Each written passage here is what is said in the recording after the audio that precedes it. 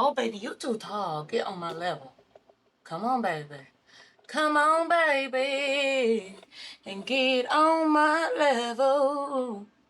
What's up, Jones Bones? It is your girl, Unitedly Random, and I'm here to ask you to name one moment where I wasn't thinking about boys. And the answer is you have to be thinking about preconception me, because it seems like man's is always on my mind, okay? If I have a relationship, if I don't have a relationship, blah, blah, blah. I'm a lover girl. We know it. We've seen it. We can see how destructive that can be. But now, dealing with this new situation, I'm out of my depths, okay? I'm feeling like, oh, he didn't text me. I know he went to sleep, but he didn't text me type stuff. And we aren't even boyfriend and girlfriend yet. We're just on the talking stage. So I kind of want to run away. Not gonna lie, because I'm afraid. I am legitimately afraid. It was at this moment that he knew. He fucked up.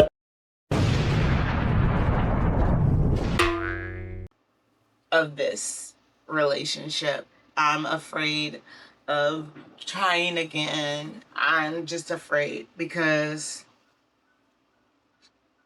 how do I make it work? I don't have any relationships. I mean, I have friendships, but I don't have many relationships that have worked. So how do I make it work? And then cultural barriers. Like I'm not above the cultural barriers. The language. Like, you know, he's willing to work with me right now, but what if he gets to the point where he's not willing to work with me? And so there's a lot of insecurities in this relationship. But, you know, over the last few years, I've had men show me, like, men have shown me how I deserve to be treated. Like, there is one guy who was courting me. I don't know if I ever talked to you guys about him. He was courting me for a little while, and he was older, and he wanted a future. And so I felt a lot of pressure from him when in reality I wasn't really attracted to him, okay? So I felt pressure for him. It was nice to get the attention, and I wasn't getting the attention anywhere else. So I continued to allow him to buy me flowers. We went out on a date, but I paid for that date. And there were little things where it was just like, maybe we are talking, but then we separate apart and then we come back together. But it was never like, for me, it was never like, oh, you know, on my end, it wasn't butterflies. It was just, it feels nice to be treated this way. So when someone told me, maybe you're feeling like this with this guy because it just feels nice to get the attention, I can tell for sure that it's not that, because I just had that attention elsewhere, maybe like a month or two ago, and I ran away from that attention. And now there's another guy who's come up to me, and I've talked about it in a video before, but he's come up to me and he's made me feel like, wow, you're so beautiful. But there's a part of me that still doesn't get it. There's a part of me that's just like, what? Like in America, I'm good. I'm a good 7. I'm a good 7. I'm getting older in America. But in China, I'm an acquired taste. It's not even a number. I'm just an acquired taste, okay? And for an Asian man, it's just, I don't see how or why. But and then another part of me is like, why am I thinking so much about it? Like, we're not even in a relationship yet. Like, at any point he could just be like, oh yeah, I'm over this, you know? And I guess I'm scared to open up my heart to someone who could play with it. I feel emotional. I really don't want to get hurt. Like, I feel like I'm tired of being hurt. with relationships and friendships and just life. I'm really tired of being hurt. And this is a risky business. I can't play with my heart. I'm not young and I don't have anyone to fall back on. I'm not just saying in a relationship, but I don't have anyone in my mind to fall back on in life. If this goes bad,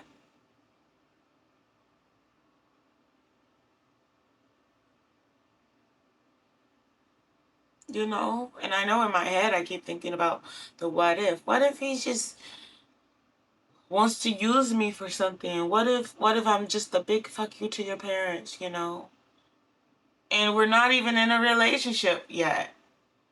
So there's a level of insecurity there.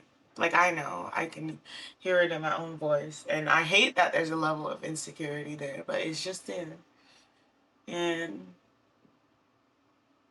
I talked to a friend, and she's like, well, he's trying, and she's very positive on this situation.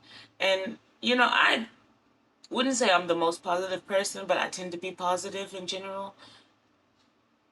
I just have a hard time being positive in this situation. I don't know. He seems to care for me at the very least. So, it's only been a week. It's only been a week, y'all.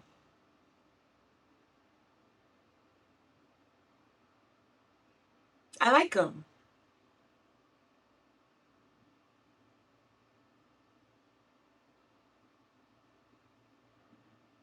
I want him in my life. I like him and I want him in my life.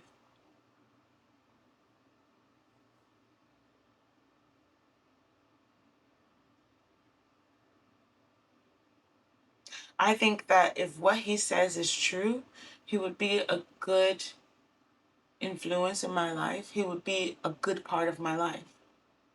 Not like a long part of my life, but just he would be something that's also good in my life.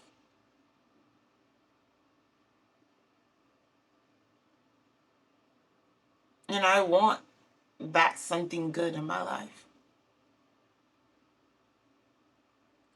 It's different than with the other guy. The other guy, maybe I'm not attracted to him, but also that other guy is just pushing and pushing and pushing, and it feels like love bombing. And it's like, oh, I want everything with you, but the reality is you know nothing about me. But now, can I just be seen as the same person to this young guy? Maybe I'm pushing and pushing because I want something, but still I know nothing about him. There's a part of me that doesn't trust him, but I'm still pushing for a relationship with him. I guess I'm just trying to protect myself. I know that I can fall in love. I know that I'm a lover girl and I can get attached. And I'm afraid to get attached.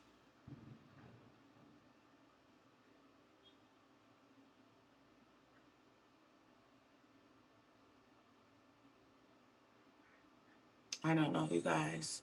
There's so many risks that I'm willing to take in life. But can I take a risk with my heart? And if I take this path, could it not lead me from another path where I could have found what I wanted, which is a family, to have my kids? With the other guy, who I felt was like kind of like love bombing me, he really made me anxious. He was talking about moving to my city. He was all of these things that he was doing. He had a fast timeline. But I too have a fast timeline. He was bossy too. Like bossy, like, you need to do this, you need to do that. And that just kind of like irked me. From the very beginning, like, oh, you need to do this, you need to do that. Irked me. New guy, he does little things that might irk me. He'll be like, oh yeah, you should try some Chinese food. And I'm just like, I've lived in China for 3 years, babe. What do you think I've been eating? So there's that. But, you know, I don't know. And then we got to be honest. What if it's just yellow fever? We can't place it above me. Like, we can't just ignore that I find Asian men attractive, and therefore, what if, like, someone told me, what if someone did the same thing that this guy, the ex guy, was doing? Like, if, I think it would still piss me off. I try to remain, open to the idea, but I think it would still piss me off. Like, all of those actions put together, even if it was on, Asian man, it would still piss me off. You can be hot. You still can be very annoying. I'll pull away, I think. But also, I think in my life, this is the first time that an Asian man has found me attractive. So I'm really questioning myself.